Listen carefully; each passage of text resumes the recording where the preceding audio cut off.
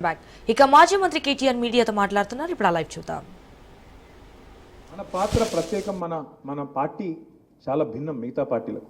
మనం అధికారమే పరమావధిగా పుట్టిన పార్టీ కాదు, అధికారం కోసమే పుట్టిన పార్టీ కాదు.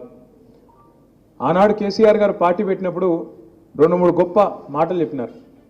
ఆర్ఎస్ఎస్ నుంచి ఆర్ఎస్యు దాకా అందరినీ కలుపుకపోతా, తెలంగాణ కోసం అవసరమైతే బొంత పురుగునైనా ముద్దాడుతా, కుష్టి రోగినైనా కౌగిలించుకుంటా అన్నాడు. అందుకే ఎప్పటికప్పుడు రాజకీయ ఎత్తుగడల్లో భాగంగా రాజకీయాల్లో అల్టిమేట్గా ప్రజాస్వామ్యంలో ఓటు ద్వారానే తెలంగాణ సాధించాలి, సీట్ల ద్వారానే సాధించాలి, రక్తం చుక్క చిందొద్దు, మళ్ళా మన పిల్లలు ఎవరు సావద్దు అని చెప్పి పట్టుబట్టి కమిట్మెంట్తోని చాలా ప్రయత్నం చేశారు. చివరికి 8-9 ఏళ్ల పాటు ఇచ్చిన మాట కాంగ్రెస్ మోసం చేస్తే, ఇచ్చిన మాట తప్పితే విధిలేక నిరాహార దీక్ష కూర్చొని మొత్తం తెలంగాణ సమాజాన్ని ఒక్కటి చేసి ఉద్యమ పార్టీగా 14 ఏళ్ళు మన ప్రస్థానం. ఆ తర్వాత ప్రజలు ఆశీర్వదించి మనకు అధికారం ఇచ్చినారు. 10 ఏళ్ళు అధికార పార్టీగా పనిచేసినాం. గత 16 నెలలు ప్రతిపక్ష పార్టీగా పనిచేస్తున్నాం. సాధారణంగా రాజకీయాల్లో 2 పాత్రలు ఉంటాయి, అయితే అధికార పార్టీ లేకపోతే ప్రతిపక్ష పార్టీ. కానీ మనకు ఉద్యమ పార్టీగా 14 ఏళ్ల చరిత్ర ఉంది, 10 ఏళ్ళు అధికార పార్టీగా ఉన్న చరిత్ర ఉంది. ఇప్పుడు 1.5 కాలంగా ప్రతిపక్ష పాత్ర కూడా పోషించినాం. ఏ పాత్ర ప్రజలు ఇచ్చినా ఆ పాత్రలో ఇమిడిపోయి బ్రహ్మాండంగా ఆ ప్రజలకు ఒక గొంతునిచ్చింది ఖచ్చితంగా ఈ గులాబీ జెండా అనే మాట చెప్పక తప్పదు. ఇవాళ తెలంగాణ ప్రజల గుండె ధైర్యం ఈ గులాబీ జెండా. ఇదేదో ఆషామాషి పార్టీ కాదు, ఆల్తు ఫాల్తు కథ కాదు మనది. తక్కువ ఉంటాయి ఇట్లాంటి సినిమాలలో ఉంటాయి ఇటువంటి కథలు. చిన్నగా ఉట్టి ఒక విత్తనం లెక్క ఉట్టి ఎక్కడికి వెళ్ళి అంటే ఎవరు ఊహించలే ఇంత దూరం వస్తుంది కథ, 25 ఏళ్ళు వస్తుందని. ఇలా గా సందర్భం ఇది, ఏదో ఆషామాషి మీటింగ్ కాదు, ఆల్తు ఫాల్తు కథ కాదు ఇది. 25 ఏళ్ళు ఈ పార్టీ ఉంటుందని ఎవరు నమ్మలే.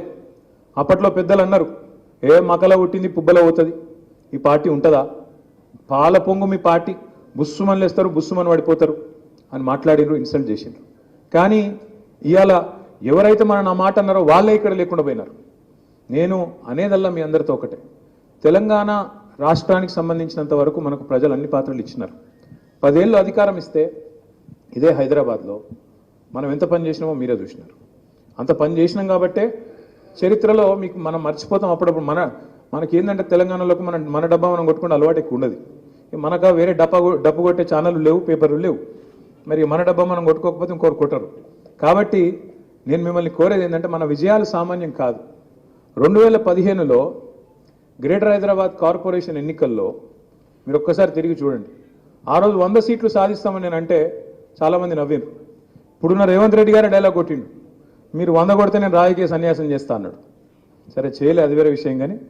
కానీ ఫస్ట్ టైం చరిత్రలో 150 సీట్లుంటే 99 సీట్లు సాధించి ఆ రోజు ఒక కొత్త చరిత్రను, కొత్త రికార్డు సృష్టించింది టీఆర్ఎస్. నిజంగా చెప్పానంటే జాంబాగ్ ఆనందేడవా ఉన్నాడా, ఈయనే ఉన్నాడు. ఇది కూడా గెలిచినాం మనం. సరే తనకి పేరే కథ ఉంది కానీ కూర్చో, 5 ఓట్లతో నువ్వు అది కూడా వాళ్ళు బతిమలాడితే విడిచిపెట్టినావు, ఆయనతో అయింది. లేకపోతే సెంచరీ కొట్టినట్టే జరిగింది అది. తర్వాత 2018 ఎలక్షన్స్ వచ్చినాయి, అసెంబ్లీ ఎన్నికలు వచ్చినాయి. అసెంబ్లీ ఎన్నికల్లో కూడా ఏం విజయం అది. మనకు హైదరాబాద్లో స్వీప్ చేసినాం, మళ్ళా 18లో, మళ్ళీ 20లో మళ్ళీ జిహెచ్ఎంసీ వచ్చింది, మళ్ళీ గెలిచినాం, సొంతంగానే గెలిచినాం. ఎవరి అవసరం లేకుండానే, ఎవరి మద్దతు లేకుండానే మళ్ళా గెలిచినాం. ఏ పార్టీకి రికార్డు లేదు.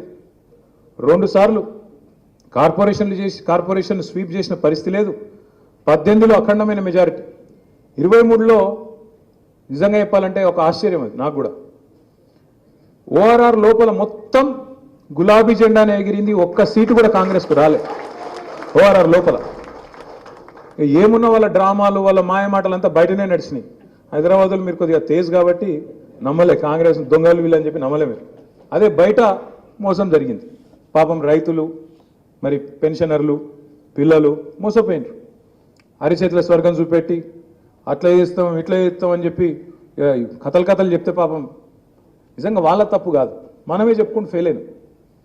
హైదరాబాద్లో ఫెయిల్ కాలే, మనం సూపర్ హిట్ అయినాం. హైదరాబాద్లో కాంగ్రెస్కి ఒక్క సీటు రాలే, అడ్డిమారు గుడ్డి దెబ్బల గోషామాయిల్ బీజేపీకి వచ్చింది. అది అమ్మతో చెప్తున్న అడ్డిమారు గుడ్డి దెబ్బనేది. ఆడ మనం క్యాండిడేట్ పెట్టినాం ఒక ఆయన దొంగెళ్ళిండు, ఆఖరికి పారిపోయిండు. కాబట్టి పోయింది. కానీ లేకపోతే మీరు చెప్పినట్టు ఇంటే ఆ రోజు బరాబర్ గోషామాలు కూడా కొట్టి కాంగ్రెస్కు బీజేపీకి స్థానమే లేదు హైదరాబాద్లో అనేంత కథ వాస్తవంగా ఉండే. దురదృష్టం ఒక సీటు అటు పోయింది, తర్వాత ఉప ఎన్నిక వస్తే కంటోన్మెంట్లో ఓడిపోయాను. ఇదంతా మీకు ఎందుకు చెప్తున్నా అంటే 2023 డిసెంబర్ నాటికి ఈ రోజుకు ఇప్పుడు మల్లారెడ్డి సాబ్ చెప్పింది ఉత్తగానే చెప్పలే ఆయన చమత్కారంగా మాట్లాడతాడు, మల్లన్న నవ్వించినందుకు అప్పుడప్పుడు చెప్తాడు. కానీ మనిషి లోతైన మనిషి కాబట్టి గంత పెద్ద ఎత్తున వ్యాపారాలు చేయడు, గంత పెద్ద ఎత్తున కథ చేయడు. ఆయన చాలా లోతైన మనిషి, అట్లా నవ్వుతా ఉంటాడు కానీ చాలా లోతైన మనిషి. ఆయన ఒక గొప్ప మాట చెప్పిండు, ఈ 16-17 నెలల్లో మన పరిస్థితి ఇంకా మెరుగైంది, అవతల పరిస్థితి అధ్వానమైంది. ఒక్కటి కాదు